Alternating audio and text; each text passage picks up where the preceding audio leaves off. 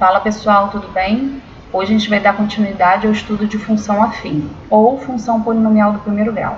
Hoje é a segunda aula desse conteúdo, então se você não tiver visto a aula passada, não deixe de fazer isso antes de assistir essa aula, tudo bem?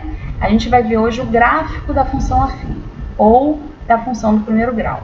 Antes de começar, eu vou resolver os exercícios que eu deixei na motivação da aula passada. Eu comentei que eu iria começar a aula de hoje fazendo isso. Então vamos lá. O primeiro exemplo era esse aqui. A sua operadora de celular cobra uma mensalidade de R$ 50 para um plano de internet com franquia limitada a 10 GB e cobra R$ 10 a mais para cada 1 GB que utilizar além do limite da franquia. Se nesse mês você utilizou 18 GB, qual será o valor da conta? Bem, vou esquematizar aqui um raciocínio. Se eu usar 10 GB ou menos, até 10 GB, o valor não muda, é R$ 50, é o valor fixo da minha mensalidade. Se eu usar, por exemplo, 11 GB, eu ultrapassei 1 GB, então eu preciso pagar 1 GB a mais, que custa R$ 10. Então a minha conta vai ser 50 mais 10, tudo bem? Se eu usar 12 GB, eu ultrapassei 2 GB do meu limite da franquia, então eu vou pagar os R$ 50 da franquia, mais 10 vezes 2, porque 10 é o preço de 1 GB e eu utilizei 2, certo? Gente, se eu ultrapassar 3 GB, ou seja, se eu consumir 13, qual vai ser o valor da minha conta? Pelo mesmo raciocínio que está aqui, é a mesma coisa, tá vendo? Só que eu vou multiplicar por 3, porque foram 3 a mais. Se forem 4, vai ficar essa equação aqui vezes 4, e assim sucessivamente, tá? Então, o que ele pede é o valor para 18 GB. Então, basta eu pegar essa mesma estrutura aqui, só que eu vou multiplicar o 10 por 8, porque foram 8 GB a mais, certo? E aí, gente, é só fazer essa continha, que vai ser 8 vezes 10, 80, mais 50, 130. Tá, e se eu perguntasse assim para vocês, como é que a gente pode escrever, representar o valor a ser pago para uma conta que eu consuma X GB a mais? Bem, seguindo esse mesmo raciocínio, ficaria assim. Se eu consumir X GB a mais, que seria 10 mais X GB no total, o valor da minha conta seria 50 mais 10 vezes X. Pelo mesmo raciocínio que aqui foi 50 mais 10 vezes 8, que aqui foi 50 mais 10 vezes 3. E assim sucessivamente, tá? Então, isso aqui seria uma lei que me daria o valor da conta em função do X, que foi a quantidade de gigabytes consumida a mais. Por exemplo, se eu quiser saber qual o valor da conta de um consumo de 23 gigabytes, o meu X seria 13, tá? Que é quanto que eu ultrapassei 10. Seria 10 mais 13, que daria 23. Então, seria 50 mais 10 vezes 13. Então, a gente poderia montar uma estrutura e chamar isso aqui de f de x, igual a 50 mais 10x. Essa função f de x me daria o valor da minha conta em função da quantidade de gigabytes que eu consumi a mais. Gente, eu botei aqui ou 10x mais 50, não faz a menor diferença a ordem que esses termos estão sendo somados, tá? E veja só que a gente está exatamente naquela estrutura da função afim que a gente viu aula passada, né? Eu tenho um termo independente, que é o 50, nesse caso o valor fixo, que é o que a gente chama de coeficiente linear da nossa função afim. E aqui, ó, 10x, 10 é o coeficiente angular da nossa função afim. Esse formato aqui que estaria no ax mais b, né? Aqui seria o b mais ax. É a mesma coisa. O importante é você ter uma parte fixa e você tem uma parte que varia de acordo com o x. Bem, esse foi o primeiro exemplo. Vamos ao segundo exemplo da motivação, que foi o probleminha do emprego, ó. Vamos supor que você recebeu uma proposta de emprego para ser vendedor com salário fixo de R$1.000, mais uma comissão de R$10 por cada unidade vendida de certo produto por mês. Qual deve ser o mínimo de unidades vendidas para que você consiga cobrir suas despesas mensais, que são de R$1.500? Gente, Novamente, ó, a gente tem um problema que tem uma parte fixa e a gente vai ter uma parte que vai variar de acordo com a quantidade de unidades vendidas. Então, vamos lá. Se eu vender 0 unidades, eu vou ganhar só o meu fixo, que é R$1.000. Se eu vender 1 unidade, por exemplo, eu vou ganhar R$1.000 mais R$10 de uma unidade que eu vendi, certo? Que é a mesma coisa que 10 vezes 1. Se eu vender 2 unidades, o meu salário vai ser R$1.000 mais 10 vezes 2, porque eu vendi 2. Gente, assim sucessivamente. Esse é o valor que varia. Se eu vender 8 unidades, eu vou receber 1.000 mais 10 vezes 8. Se eu vender 100 unidades, eu vou receber 1.000 mais 10 vezes 100. Então, se eu vender K unidades, qual vai ser meu salário? 1.000 mais 10 vezes K. Ok? Então, essa seria a nossa lei da função também. Posso criar uma função f de K, onde K é a quantidade de unidades vendidas. Então, f de K dá como resultado, que é essa conta aqui, o resultado é o meu salário, 1.000 mais 10 vezes K. Ok? Agora, apareceu já isso aqui, o que é isso? Já é o início dessa resolução. Qual deve ser o mínimo de unidades vendidas para que você consiga cobrir suas despesas mensais, que são de R$1.500? Então, se o meu salário em função de K unidades é 1.000 mais 10K, eu quero que ele seja no mínimo R$1.500. Então, basta você pegar e montar esta equação. 1.000 mais 10K igual a 1.500. E resolve ela. Você vai achar o valor de K, que é a quantidade de unidades vendidas necessárias para que seu salário resulte em 1.500. Tá? Então, resolvendo isso, primeiro a gente vai isolar o 10K, né? Vai subir para aí 1.000, vai ficar 10K igual a 500. A sua equação poderia até ter começado daqui. Você poderia ter feito o seguinte raciocínio. Se o meu salário é de 1.500, eu tenho que ganhar 500 a mais. Essa aqui é a parte fixa, então os 500 tem que vir daqui. Então, você poderia pegar 10K igual a 500. Você já começaria daqui, tá? Ia ganhar uma linha de resolução. Tanto faz, os dois raciocínios estão certos.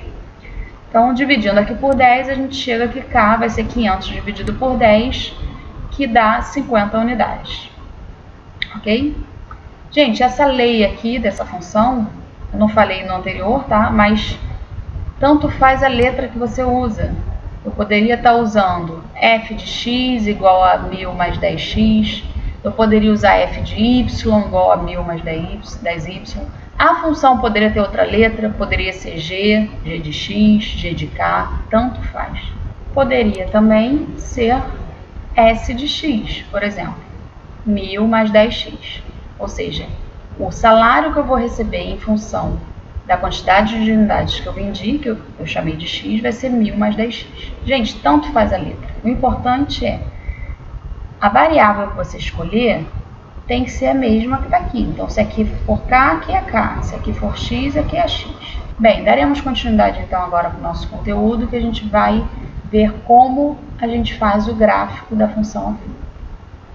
Ao final da aula de hoje, você deve ser capaz de reconhecer situações de problemas que envolvam função afim, conhecer e determinar o gráfico de uma função afim, reconhecer se um ponto pertence ou não a determinada reta.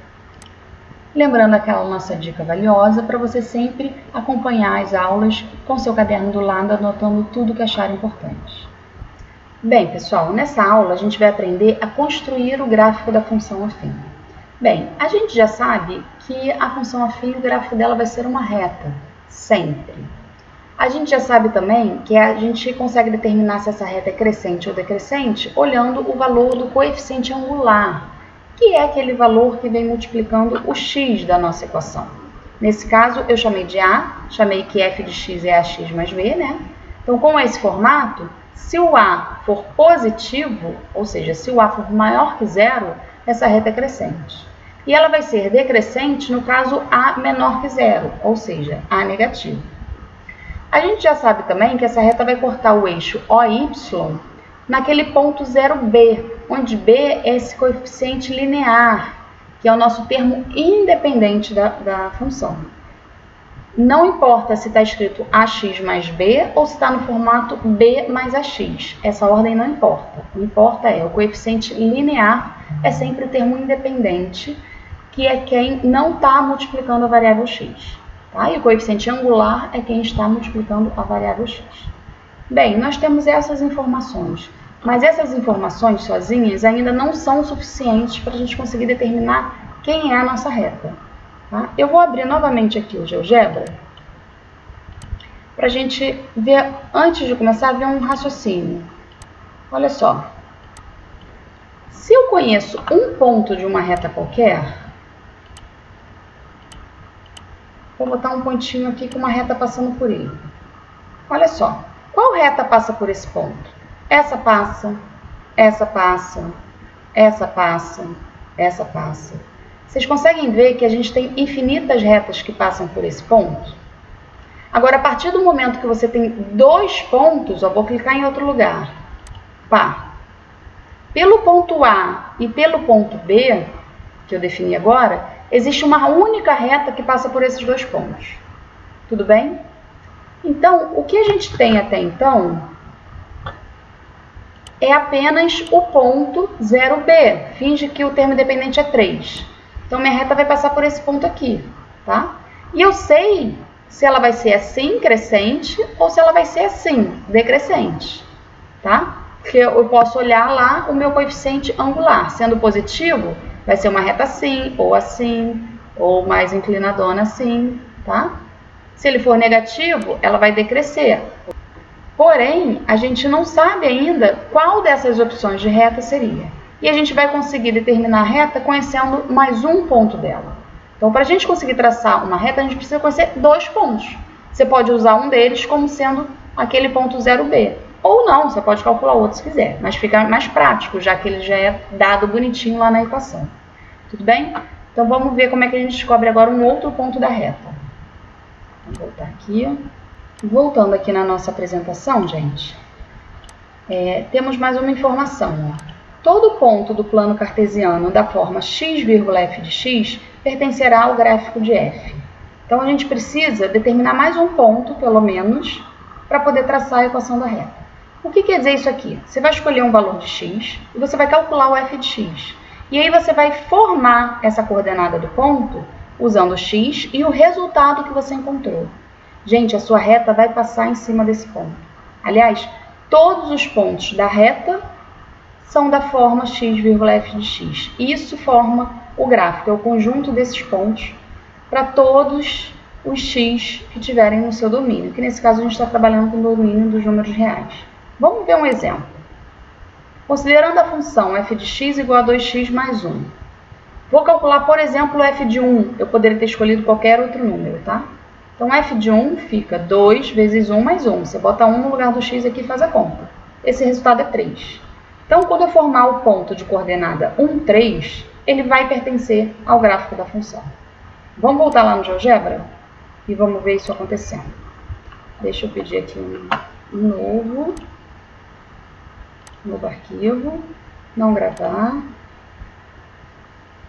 Então, vou usar aquela mesma função, g de x igual a 2x mais 1, certo? Vou plotar esse ponto aqui, que eu encontrei, foi x igual a 1, o resultado deu 3, certo? Enter. Ele chamou de ponto A. O outro ponto que eu conheço, que eu não preciso nem calcular, que a equação já me deu, é o ponto 0B, né? 2x mais 1, então B é 1. Vou marcar ele aqui, ó. Vou botar vou marcar ele já mandando fazer a reta, tá? Então, essa reta aqui, ó, eu vou determinar ela marcando 2 pontos. É isso que diz essa função aqui, essa ferramenta. Então, vou marcar o ponto 0, 1, que é esse aqui. Aí, ele já bota a minha reta. O segundo ponto que eu quero é esse que eu já calculei, tá? Pá, marquei aqui. Tá aqui a equação da minha reta. Será que tá certo? Eu construí a reta dessa forma, marcando esses 2 pontos, justamente para poder conferir. Como que eu vou conferir? Eu vou botar a equação da reta aqui e vou mandar ele plotar, igual a gente fez na aula passada. Vamos ver se vai bater no mesmo lugar? Então, vou chamar lá f de x. Não, vamos chamar de g, né? Que o enunciado falou que é g, só para ficar igual. g de x igual a 2x mais 1. Enter. Ah lá, ele traçou exatamente por cima, tá? Então, a minha solução estava certa. Tudo bem? Você poderia ter calculado um outro ponto qualquer. Vamos fazer aqui de cabeça, ó. Vamos calcular g de 2? 2 vezes 2 dá 4, mais 1, 5. Ou seja, o ponto 2,5 também serviria, ele também pertence à reta. Vamos verificar? Vou mandar plotar esse ponto aqui, 2,5, e vou dar Enter. Olha lá o pontinho C que apareceu, realmente está em cima da reta. Tudo bem? Agora, finge que eu calculei errado. Finge que eu botei aqui o 2 e eu calculei 2 vezes 2 mais 1, encontrei, por exemplo, 4. Tá errado, né? Então, vou mandar plotar o ponto 2,4 para vocês verem o que acontece. Ele ficou fora da reta, tá vendo? Por que ele está fora da reta? Porque ele não satisfaz a equação da reta. O x sendo 2, a imagem desse valor através dessa função aqui não é 4, é 5. Eu já tinha calculado, 2 vezes 2 mais 1 dá 5. Tudo bem?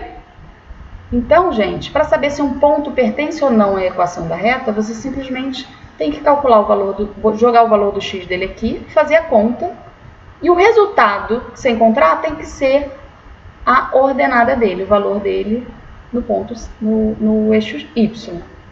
Tá certo? Só mais uma última observação, gente. Eu marquei direto aqui esse ponto, né, do 0b. Mas lembrando o seguinte, por que ele vai estar em cima da reta? Aquele pontinho que eu falei, dado de graça aqui esse valor do termo dependente. Porque para x igual a 0, ó, se você quiser calcular g de 0, você vai botar 0 aqui no lugar do x. Vai ficar 2 vezes 0, que é 0, mais 1. Então, o resultado é 1. O resultado de f de 0 para qualquer função vai ser esse termo independente aqui. Tudo bem? Então, a gente marcou esse ponto em cima do eixo y, que é o ponto x0 e y1. Então, a gente sempre pode usar esse ponto com esse raciocínio. Bem, gente, vou mostrar uma última coisa para vocês aqui. Eu vou criar uma variável k, que a princípio eu vou chamar ela de k igual a 2. Eu vou conseguir alterar isso, tá? E eu vou mandar plotar o ponto de abscissa k, ou seja, k no lugar do x, e ordenada g de k. Por quê? Porque eu quero que ele esteja em cima da reta. Olha o ponto que ele vai plotar. Ele plotou o ponto E. Olha aqui no gráfico. Está bem em cima de onde era o ponto C. Qual era a coordenada do ponto C? 2, 5. Eu mandei plotar K, G de K. Só que o K eu disse que era 2. Calculando o G de 2, vai dar 5. 2 vezes 2 mais 1. 5. Tá, por que eu fiz isso? Dessa forma, criando o ponto dessa forma, K é uma variável. Eu consigo alterar ela. E aí eu vou alterar ela aqui, gente. Para cada valor de K que eu alterar, vai ser calculado um novo G de K. E com isso esse ponto ele vai se mover. Só que olha o que acontece. Eu vou mexer, olha lá para a reta. Tá vendo o E andando? Ele está se movendo, né? Só que ele nunca sai de cima da reta. Ou seja, esse ponto K, G de K, ele sempre pertence ao gráfico dessa função afim, que é uma reta, está sempre ali em cima dessa reta. Realmente, esse gráfico é uma reta. Tá? Legal, né? Essa função que o GeoGebra permite a gente conferir certas coisas. Bem, agora eu estou satisfeita, podemos voltar para a nossa apresentação. Bom, pessoal, voltando aqui à nossa apresentação, a gente vai fazer mais uma coisa para verificar lá no gráfico. A gente, na aula passada, já aprendeu a encontrar a raiz da função. O que era a raiz da função? É o valor de x que a gente joga aqui e faz essa equação dar zero. Tá? Se eu não conheço isso, como é que eu calculo? Eu pego essa equação igual a zero e resolvo. Aí eu vou achar o valor de x que faz aquilo ser zero. Tá? Então, eu vou pegar a equação da g, 2x mais 1, vou igualar a zero e vou resolver. Primeira coisa que a gente faz, isola o 2x, vai ficar 2x igual a menos 1, depois divide por 2. X igual a menos meio. Esse é o valor da minha raiz, tá? Vamos conferir aqui, gente. Se eu colocar menos meio no lugar desse x e fizer essa conta, tem que dar zero, tá? Então, eu equacionei aqui, vai ficar 2 vezes menos meio mais 1. 2 vezes menos meio dá menos 2 sobre 2, que é menos 1. Ou você poderia simplesmente cortar esse 2 de cima com esse 2 de baixo, tá? Então, menos 1 mais 1, 0. Realmente, esse valor é a minha raiz. Tudo bem? E aí, gente, o que isso quer dizer? Quer dizer que quando x é menos meio, e y, que é o valor de g de x, dá zero. Ou seja, zero é a imagem desse valor aqui. Então, esse ponto aqui pertence ao gráfico da função. Ele é a raiz. Vamos ver aonde que vai estar essa raiz? Vou abrir aqui novamente o GeoGebra. Prontinho. Eu limpei aquela tela que estava cheia de pontos, tá? Já plotei aqui g de x igual a 2x mais 1, exatamente a mesma reta que a gente tinha antes. Ok? Só tirei que estava muito poluído aqui com um monte de ponto. Vamos plotar agora o ponto que a gente encontrou. A gente calculou a raiz, que deu menos 1 sobre 2, tá? Quando você digitar a fração, ó, tem que botar o cursor para o lado. Se eu continuar escrevendo, ele vai escrever aqui embaixo, quer ver? Vírgula 0, que eu quero fazer outra coordenada, né? Ficou embaixo do denominador, tá errado. Vou apagar, vou botar o cursor para o lado, ó, agora eu vou botar vírgula 0. Agora sim a coordenada do meu ponto está certa. Então, eu achei esse ponto, né? O x é essa raiz que faz o y ser 0. Vamos dar Enter, ó, ele plotou aqui o ponto A. Realmente está em cima da minha linha do gráfico. E qual é a posição dele aqui no plano coordenado? Ele está bem em cima do eixo OX. Então, a raiz da função, gente, seja lá qual for a função, sempre vai ser um ponto onde o gráfico da função corta o eixo x. Por quê? Porque apenas os pontos que estão em cima do eixo OX têm imagem zero, ou seja, tem o y do ponto, que é a segunda coordenada, que a gente chama de ordenada, igual a zero, né? Nenhum outro ponto a gente vai projetar para o eixo y e vai bater no zero, se não estiver aqui em cima, tá? Então, a interseção do gráfico da função com o eixo OX sempre vai te dar a raiz ou as raízes da função, dependendo da função. No caso da função do primeiro grau, que a gente está estudando, ou função afim, só tem uma única raiz, tá? Justamente porque se isso é uma reta, uma vez que cruza esse eixo, não tem como isso voltar e cruzar de novo, senão não seria uma reta. Mas outros gráficos podem ter, outros tipos de função podem ter mais de uma raiz. A gente vai, inclusive, no nosso próximo assunto, que é a função do segundo grau, a gente vai ver que pode ter uma, podem ter duas, ou pode não ter nenhuma raiz. A reta sempre vai ter uma. Bem, deixa eu dar um zoom aqui. A gente está vendo que ela está bem aqui no meio, tá vendo? Entre o 0 e menos 1. Vamos aproximar? Ó, aproximando, ele já aumentou aqui a minha escala. Realmente está batendo no menos 0,5. Tudo bem?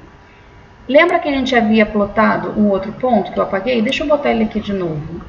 Foi o G de 2 que a gente calculou, né? Deixa eu tirar um pouco do zoom. G de 2, que é 2 vezes 2 mais 1, dá 5. Realmente, ó, você traçando, acompanhando essa posição aqui do x igual a 2, olha onde bate, exatamente aqui no 5. Então, esse ponto, 2, 5, satisfaz a equação da minha função. Então, ele precisa realmente pertencer ao gráfico. A gente vê que está pertencendo. Deixa eu botar ele de volta. 2,5. Eu poderia ter calculado ele, ao invés de ter calculado esse aqui, você pode calcular qualquer um. Você precisa de 2 pontos para conseguir traçar sua reta, ok? Só que a maioria dos exercícios assim que pedem para você traçar gráfico, às vezes pede para você exibir as interseções com os eixos coordenados. Então, usando esse B, esse ponto 0B, e usando a raiz, você já está indicando esses dois valores. Importante, gente, você sempre precisa indicar 2 pontos. Sempre. Uma reta que você desenhe com um ponto só indicado, o que é indicar o ponto? Não é fazer a bolinha dele só não, tá? É indicar qual é a coordenada dele. É o valor em x, você tem que desenhar o pontinho, botar o pontilhadinho, botar esse valor em x e o valor em y. Tem que ter pelo menos 2. Por quê? Porque senão a reta não está definida. Lá no início da aula que eu mostrei que por um ponto passam infinitas retas. Então não basta você botar um ponto só. Pior ainda seria não botar nenhum. Mas não basta você botar um só, você tem que botar 2. Indicar a coordenada de 2 pontos para você conseguir definir quem é a sua reta, quem é a reta e exibir corretamente o seu gráfico. Tudo bem? Vou fazer mais um exemplo, mas eu não vou fazer no GeoGebra. Vamos para o caderno, vou fazer na mão a construção de um gráfico, como vocês fariam. Eu só quero antes mostrar uma coisinha, mais um detalhe aqui. Deixa eu voltar para a minha apresentação. Então, gente, antes da gente ir para o caderno, deixa eu só mostrar aqui um exemplo de como que aparece em vários livros. Vários livros resolvem a construção do gráfico de uma função montando uma tabelinha. O que seria essa tabelinha? Ele bota aqui a equação da função e aí calcula, bota vários valores para x e exibe aqui os resultados, tá? Então, o que quer dizer essa linha aqui? Quer dizer o seguinte, eu calculei o f de menos 2 e o resultado deu menos 1. Então, f de menos 2 fica 2 vezes menos 2, que é menos 4, mais 3. Realmente dá menos 1.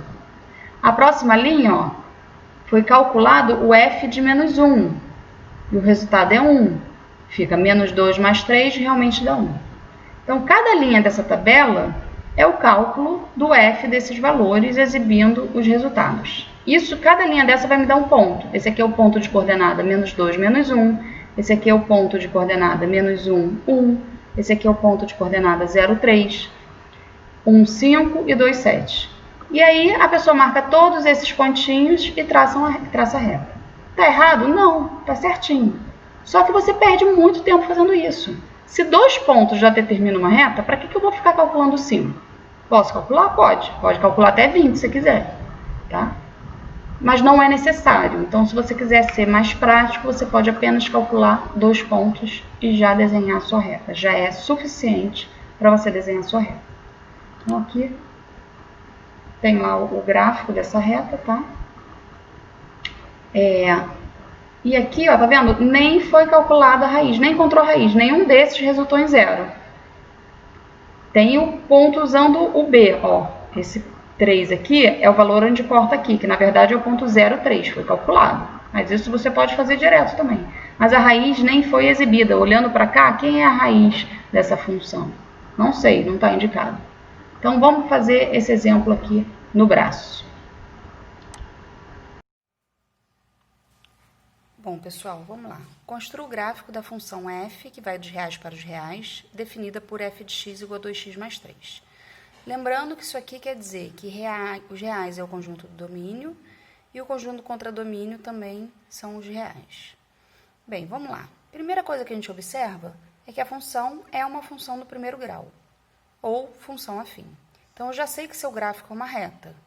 Já sei também que essa reta é crescente, porque o meu coeficiente angular é positivo.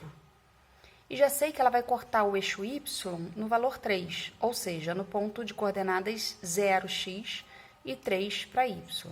Por quê? Porque o f de 0, quando a gente calcula, é 2 vezes 0 mais 3. Então, f de 0 vai dar 3. Isso me dá o ponto 0,3. Vou chamar de ponto A, tá? Então, minha reta passa por esse ponto. Eu preciso de só mais um ponto para poder fazer esse gráfico. Bem, primeiro eu vou fazer aqui meu eixo coordenado, né? Meus eixos, que formam aqui meu plano cartesiano. Esse é o eixo x, esse é o eixo y. Tem sempre que indicar isso. Vou marcar já esse ponto. Vou definir aqui mais ou menos uma unidade. Gente, estou fazendo na mão livre, não estou com régua, tá?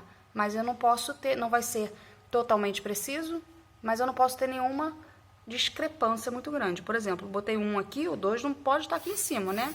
A distância do 1 para o 2 é a mesma distância do 0, aqui é a origem, do 0 para o 1. Então, vamos botar mais ou menos aqui de olho.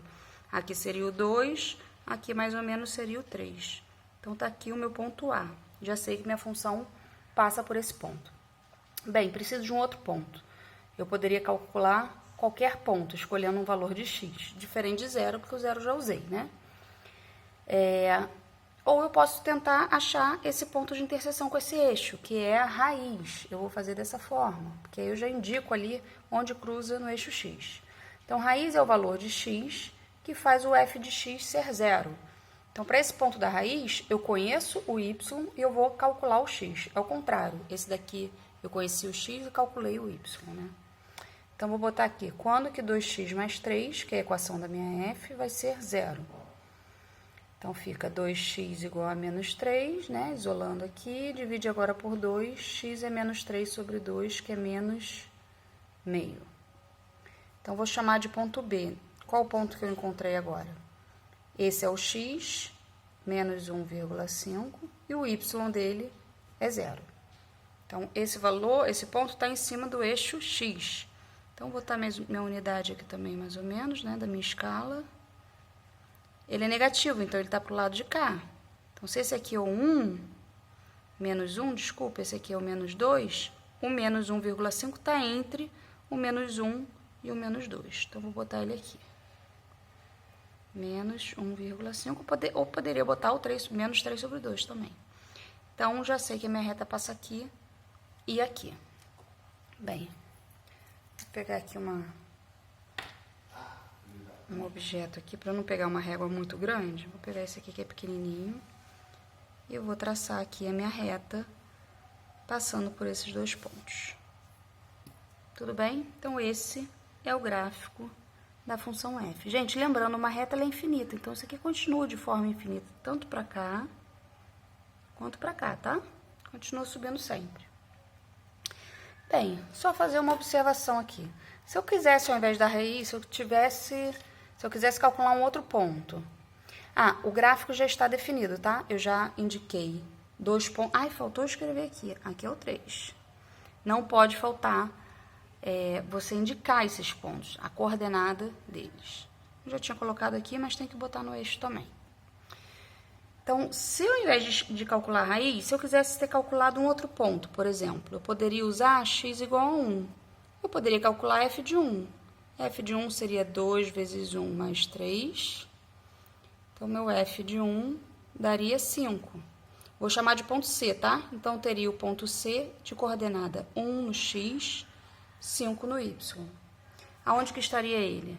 Aqui está 1, então eu ia traçar um pontilhado aqui, até poder fazer essa projeção.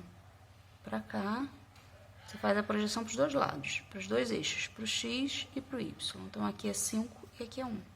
Está aqui o meu ponto C. Tudo bem, gente? Então, essa é a forma que vocês vão fazer. A mão livre, né? Podendo sempre usar uma régua, aí vai ficar mais certinho, vai ficar mais bonitinho aí do que os meus. Mas se você também não tiver, não tem problema, contanto que você não faça nenhuma discrepância na sua escala e não deixe de indicar os valores dos pontos. Tudo bem? Então, é isso. Na aula que vem, a gente vai resolver outros problemas.